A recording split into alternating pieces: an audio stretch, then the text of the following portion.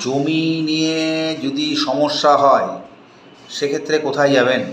কোর্টে যাবেন না পুলিশের কাছে যাবেন? তো অনেকেই চিন্তাভাবনা করেন যে জমি নিয়ে আমার খুব সমস্যা হয়েছে, পুলিশের কাছে যাব।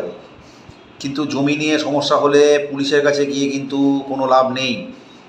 পুলিশ কিন্তু যে ম্যাটারটা দেখে সেটা হচ্ছে ক্রিমিনাল ম্যাটারটা দেখে।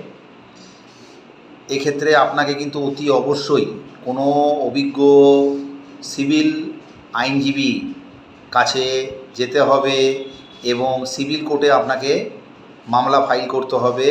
যদি জমি সংক্রান্ত কোনো সমস্যার সমাধান করতে চান,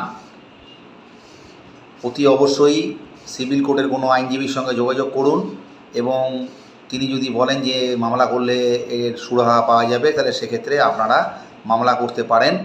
জমি জমা সংক্রান্ত ক্ষেত্রে কিন্তু কখনোই আপনারা পুলিশের কাছে যাবেন না এবং গেলেও কিন্তু আপনাদের কোনো লাভ হবে না। নমস্কার।